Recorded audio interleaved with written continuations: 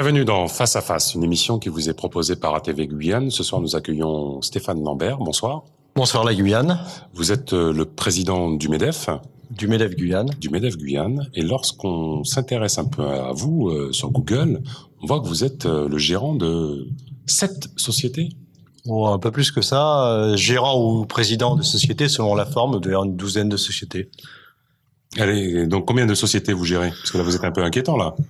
Bon, une douzaine de sociétés, enfin si je compte les SCI, mais voilà, une douzaine de sociétés, une douzaine de TPE, c'est que des TPE. Vous avez le temps de tout gérer. De 0 à 15 salariés à peu près, voilà. Vous avez combien de salariés? Bon, environ 75 salariés globalement, ouais. Combien de SMICA? Alors maintenant, je crois qu'il y en a plus. Peut-être exclu, il y a les contrats d'apprentissage où ils sont rémunérés d'un pourcentage du SMIC. Enfin, en principe, il y a des primes de toute manière en plus, voilà. Donc il y a plus de SMIC. Vous m'auriez posé la question il y a un mois. Je crois que j'en avais 2, mais maintenant ils sont changés de statut. On a augmenté, on a mis une prime en plus et ils touchent tous les mois plus. Voilà. C'est important pour vous cette rémunération au niveau de vos salariés? Ouais, c'est important évidemment. Si on veut avoir des salariés motivés, qu'on veut garder, c'est important. Alors après, ce qui est curieux, c'est que toutes les enquêtes nous montrent que c'est le chef d'entreprise qui surdose l'importance de la rémunération dans les intérêts du travail pour les salariés. C'est-à-dire que les salariés sont souvent plus intéressés à être bien considérés, à avoir des conditions de travail intéressantes, plus que finalement la rémunération, qui est un facteur important, surtout en début de vie, lorsqu'il faut construire son patrimoine, et lorsqu'il faut joindre les deux bouts, évidemment. Vous véhiculez ce type d'idée au sein du MEDEF Guyane? Bien sûr, ouais, oui. Bien sûr, et comment c'est perçu? C'est parce qu'on dit que justement les salariés guyanais en règle générale sont vraiment limite au SMIC. Il faut voir aussi qu'il y a des entreprises qui ont beaucoup de difficultés, que c'est pas facile. Moi, j'ai la chance dans mon activité de base, qui est l'expertise comptable, de pouvoir m'appuyer sur une certaine expertise, sans jeu de mots, et de pouvoir offrir plus. Effectivement. Et puis bon, chaque métier a ses particularités. Il y a des métiers plus durs que d'autres en ce moment. On le voit avec des transporteurs qui sont complètement exsangues parce qu'il n'y a pas suffisamment de travail, par exemple. Où là, les choses sont forcément beaucoup plus dures. Alors, vous avez un peu défrayé la chronique en septembre 2015 parce que vous avez déclaré « Le temps est au combat pour se faire entendre ».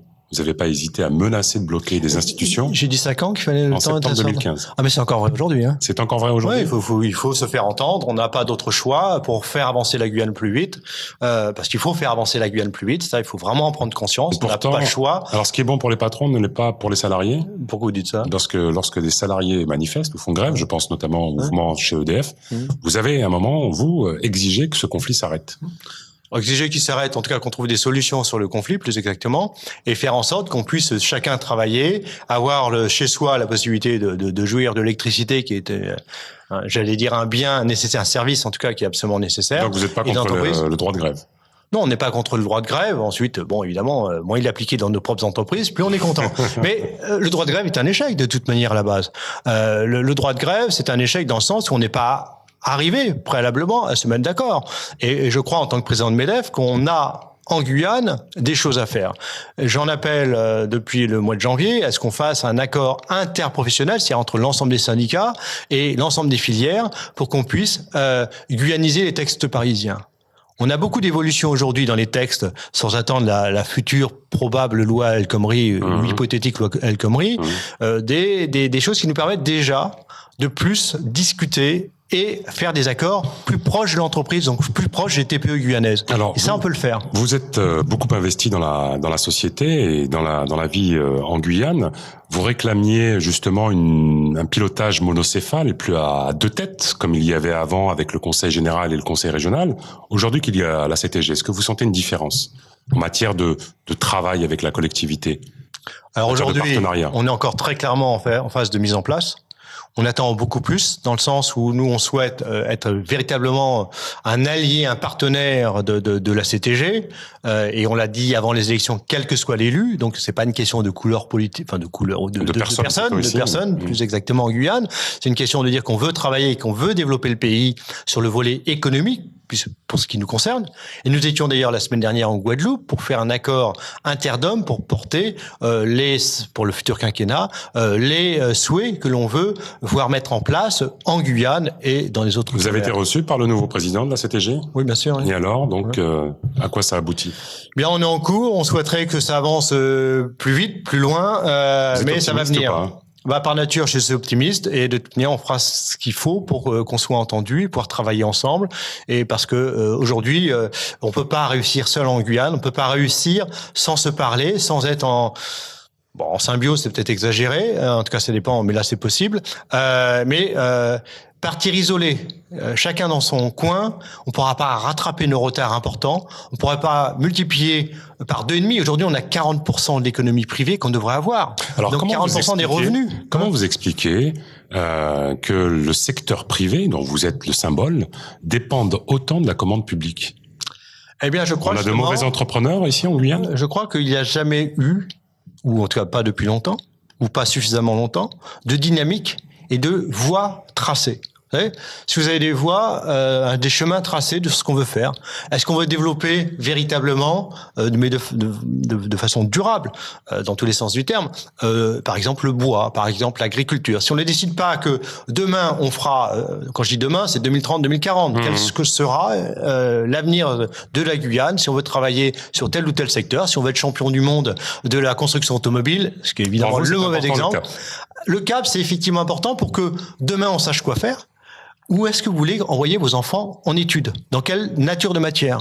Dans quel secteur? Aujourd'hui, pour l'instant, vous avez pas de réponse. Aujourd'hui, le MEDEF a proposé une réponse, qui est d'ailleurs reprise par l'ensemble des Outre-mer et portée par la FEDOM à Paris et par certains exécutifs, de désigner les voies, notamment basées sur nos particularités guyanaises, à savoir l'étendue de notre territoire, le fait qu'on ait un territoire vert et qu'il faut que tous ces éléments qui aujourd'hui sont des contraintes deviennent des avantages pour le bien des Guyanais. Alors, on vous connaît comme quelqu'un qui n'a pas la langue de bois ou la langue dans sa poche. Hier, vous étiez en préfecture et vous avez quitté la Réunion. Qu'est-ce qui s'est passé? Alors, nous n'étions pas en préfecture, nous étions en réunion avec le préfet qui était avec Guyane Économique dans les locaux du MEDEF. Effectivement, la réunion n'a pu aller véritablement à son terme, faute de temps et faute de préparation par les services de l'État. Je dis pas de Monsieur le Préfet, mais des services de l'État. Donc les services de l'État n'étaient pas préparés à cette réunion. Malgré... En tout cas, certains services n'étaient pas préparés, pour être très juste. Et les solutions que nous attendions après la réunion du 2 décembre, donc c'était un suivi trimestriel, eh bien, ça n'a pas avancé. Je prends juste un exemple. Il y avait un document qu'on devait nous envoyer le 10 décembre.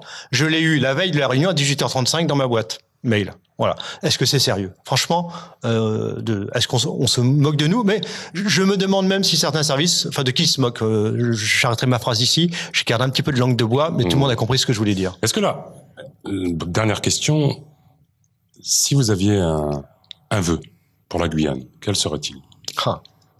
L'équilibre et de croire en soi.